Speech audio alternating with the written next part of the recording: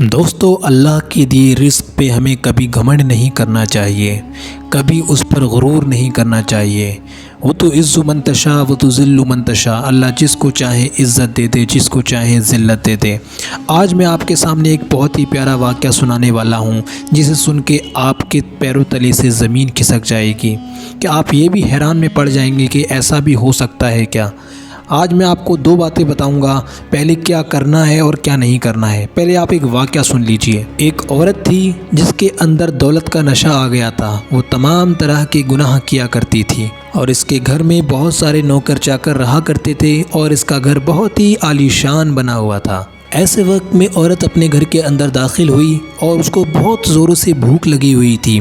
اتنے میں ساحل نے دروازے پہ دستک دی اور فریاد کی کہ میں کئی دنوں سے بھوکا ہوں، مجھے کچھ کھانے کو دے دیجئے۔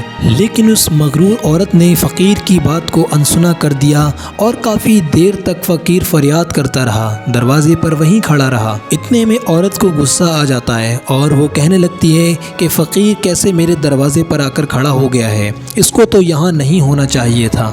فقیر کہتا ہے کہ میں نے کئی دروازوں پہ فریاد کی لیکن کسی نے بھی مجھے کھانے کو نہیں دیا، اگر ایسے میں تمہارے در سے بھی خالی ہاتھ لوٹ گیا، مجھے بنا کھانا کھائے آپ نے لوٹا دیا، تو ایسی امیری کا، ایسی رئیسی کا، ایسی دولت مندی کا کیا فائدہ۔ اتنا سن کر اس عورت کو غصہ آ گیا، اس نے سارا کھانا اٹھایا اور فقیر کی آنکھوں کے سامنے ہی وہ سارا کھانا پھینک دیا۔ یہ سب دیکھ کر فقیر کہنے لگا کہ اگر آپ کو کھانا نہیں کھلانا تھا، کھانا نہیں دینا تھا تو آپ مجھ سے منع کر دیتی، ایسے رزق کی بربادی نہ کرتی۔ جو رزق کی بربادی کرتا ہے وہ دانے دانے کو محتاج ہو جاتا ہے۔ یہ تم نے بہت بڑی گستاخی کی ہے، اللہ سے فوراً اس کی معافی مانگ لو ورنہ آخرت میں اللہ کو اس کا حساب دینا پڑے گا۔ اتنے میں عورت چلاتی ہوئی دروازے کے اندر چلی گئی۔ اب فقیر نے اللہ کے سامنے فریاد کی، یا میرے رب، یہ عورت مغرور ہے، یہ عورت رحم نہیں کرتی ہے، میرے مولا اس پر اپنا عذاب نازل کر۔ یہ کہتا ہوا ہی فقیر اس دروازے سے چلا جاتا ہے۔ ابھی 2-4 دن ہی گزرے تھے کہ اس عورت کے پیٹ میں شدید درد ہوتا ہے اور درد اتنا تیز ہوتا ہے کہ جن کو لفظوں میں بیان نہیں کیا جا سکتا۔ درد اتنا شدید تھا کہ درد کے ساتھ ساتھ اس عورت کا پیٹ بہت بڑا ہونے لگا۔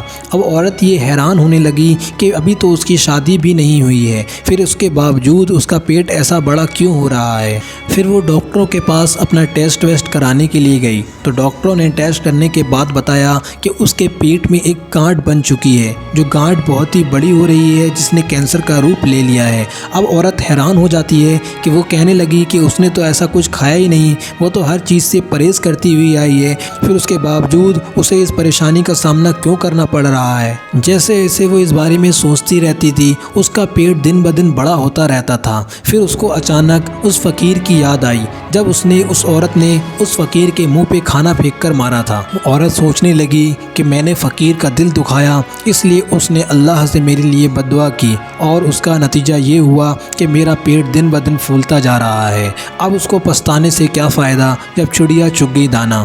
تو پیارے دوستو، دیکھا آپ نے کہ لوگوں کی دل آزاری کرنے سے اللہ کیسا عذاب میں مبتلا کر دیتا ہے، ہمیں گمان تک نہیں ہوتا اور ہم پہ اللہ کا عذاب نازل ہو چکا ہوتا ہے۔ تو شروع میں نے آپ کو 2 باتیں بتائیں، ایک جو کرنی ہے اور دوسری جو نہیں کرنی ہے۔